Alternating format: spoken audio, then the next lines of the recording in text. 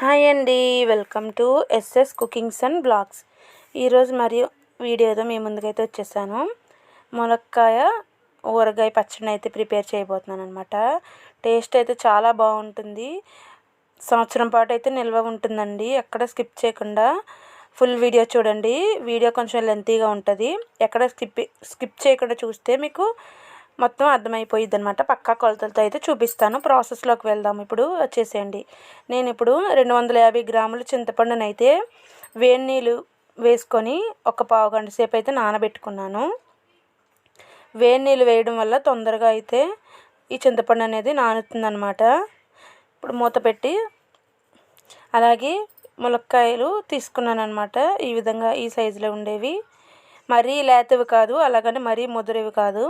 ఈ విధంగా మీడియంగా ఉన్నవి ములక్కాయలను అయితే తీసుకున్నాను. ఇవి నేను శుభ్రంగా కడిగేసి ఒక పొడి క్లాత్తో తుడుచుకొని ఆరబెట్టుకున్నాను అనమాట. ఇప్పుడు వీటిని మనకు నచ్చిన సైజులో అయితే కట్ చేసుకోవాలి. ముక్కల్ని ఈ విధంగా మనకు నచ్చిన సైజులో అయితే వీటిని కట్ చేసుకొని వీటి మొత్తాన్ని కూడా మళ్ళీ ఒకసారి పొడి క్లాత్ పైన మొత్తం పలుచగా ఆరబెట్టుకోవాలి. ఒక 10 నిమిషాలు అయితే ఆరిపోతాయి అన్నమాట. మనకి నిల్వ ఉండే పచ్చడి కాబట్టి తడి ఏమీ లేకుండా మనమైతే చేసుకోవాలి. నేనైతే ఈ విధంగా ఈ సైజులో అయితే కట్ చేసి పెట్టుకున్నాను. ఇప్పుడు వీటిని పక్కనైతే పెట్టేసుకుందాము ఒక 10 నిమిషాలు.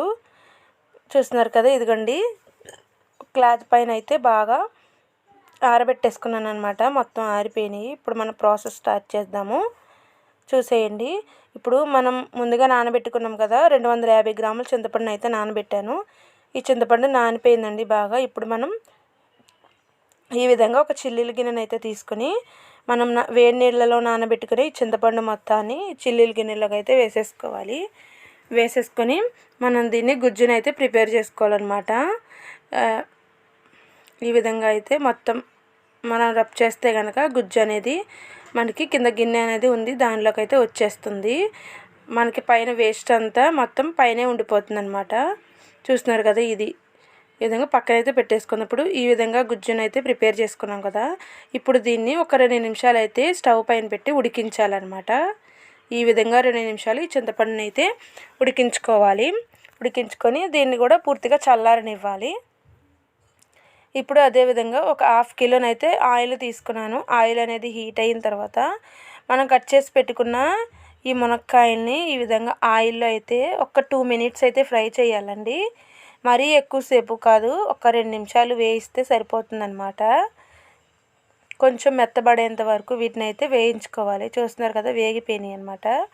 ఇప్పుడు వీటిని మనం ఒక గిన్నెలోకి అయితే తీసేసుకుందాము. చాలా సింపుల్ అండి. సంవత్సరం పాటు అయితే ఈ పచ్చడి అయితే నిల్వ ఉంటుంది. ఈ విధంగా ఆయిల్లో వేసుకొని సపరేట్ చేసేసుకోవాలన్నమాట. నేను మొత్తాన్ని అయితే నాకు ఇవి 1.5 kg వచ్చినాయండి ములక్కాయ ముక్కలు.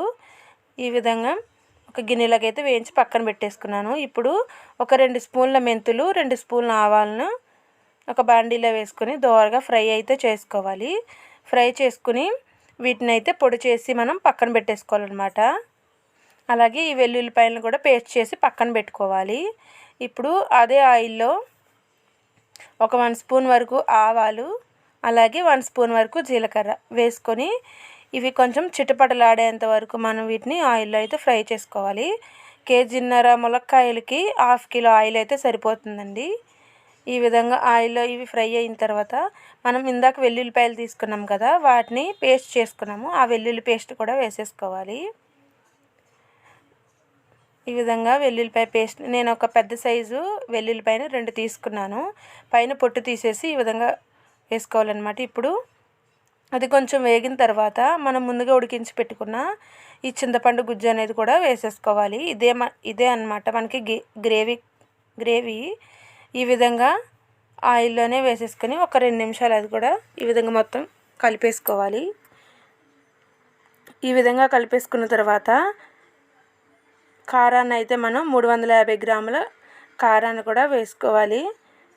మీరు కొంచెం కారం ఎక్కువ తినేటట్టయితే 400 గ్రాములు కూడా వేసుకోవచ్చు. నేనైతే 350 గ్రాములు కారాన్ని అయితే వేసుకున్నాను. అలాగే ఆవాలు, మెంతులు మనం పొడి చేసి పెట్టుకున్నాం కదా, ఆ పొడిని కూడా యాడ్ చేసుకోవాలి. యాడ్ చేసుకొని ఈ విధంగా మొత్తాన్ని అయితే మిక్స్ చేసేసుకోవాలి.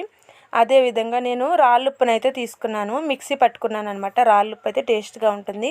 అది కూడా 250 గ్రాములని రాళ్ళుప్పుని మిక్సీలో వేసుకుని ఈ విధంగా మెత్తగా చేసుకుని దీన్ని కూడా వేసేసుకున్నాను అనమాట. కల్లుప్పు అంటారు కదా, ఆ కల్లుప్పు వేసుకోవడం వల్ల టేస్ట్ అయితే బాగుంటుంది.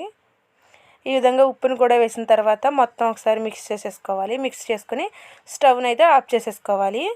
ఆపేసుకున్న తర్వాత ఇప్పుడు మనం ముందుగా వేయించి పెట్టుకున్నాం కదా ఈ ములక్కాయ ముక్కల్లోకి ఈ గ్రేవీని అనేది వేసేసుకొని మనం బాగా అయితే ఈ ముక్కలకు పట్టేటట్టు ఈ గ్రేవీ మొత్తాన్ని అయితే కలుపుకోవాలి. 1 ఇయర్ పాటు అయితే నిల్వ ఉంటుందండి. మీరు కూడా అయితే ట్రై చేసేయండి ఈ విధంగా ఈ కొలతలతో అనేది. చాలా బాగుంటుందండి. మనం ఇది నెక్స్ట్ డేనే రైస్లోకి వేసుకుని అయితే తినొచ్చు అనమాట. చాలా టేస్ట్గా ఉంటుందండి. మీరు కూడా ఒకసారి ఈ విధంగా అయితే ప్రిపేర్ చేసేయండి. ఈ విధంగా మొత్తాన్ని అయితే మిక్స్ చేసేసుకోవాలి. ఈ మునక్కాయ ముక్కలకి పట్టేటట్టు ఆ గ్రేవీ మొత్తం ఈ విధంగా అయితే కలుపుకోవాలి. ఈ విధంగా కలుపుకున్న తర్వాత దీనిపైన మూత పెట్టేసి నేను నెక్స్ట్ డే అయితే మీకు నేను చూపిస్తాను. చూస్తున్నారు కదా, నెక్స్ట్ డేకి నేను ఒక బాక్స్లోనైతే పెట్టేసుకున్నాను అనమాట. ఈ విధంగా ప్లాస్టిక్ డబ్బాలో 2 డబ్బాలు అయితే పెట్టేసుకున్నాను. టేస్ట్ అయితే సూపర్ ఉందండి. మీరు కూడా ఒకసారి ఇదే ప్రాసెస్లో అయితే ఈ ములక్కాయ ఊరగాయ అనేది ప్రిపేర్ చేసుకోండి. చాలా టేస్టీగా ఉందండి, చాలా బాగుంటుంది. నేను చెప్పే కొలతలతో ప్రకారం మీరు చేసుకుంటే సూపర్ టేస్ట్ వస్తుందన్నమాట. ఈ విధంగా ఈ ఊరగాయ అనేది మనం ఫ్రిడ్జ్లో స్టోర్ చేసుకుంటాం కనుక మనకి కలర్ అనేది చేంజ్ అవ్వకుండా ఉంటుందన్నమాట. టేస్ట్ కూడా అదే విధంగా ఉంటుంది. మనం బయట కూడా జాడీలో పెట్టుకొని నిల్వ ఉంచుకోవచ్చు. ఇప్పుడు నేను రైస్లోకి అయితే వేసుకుంటున్నాను. చాలా టేస్ట్ ఉందండి. మీరు కూడా ఒకసారి ఈ విధంగా ప్రిపేర్ చేసండి. ఈ వీడియో మీకు నచ్చినట్లయితే please like to share and subscribe. Bye friends, thank you for watching.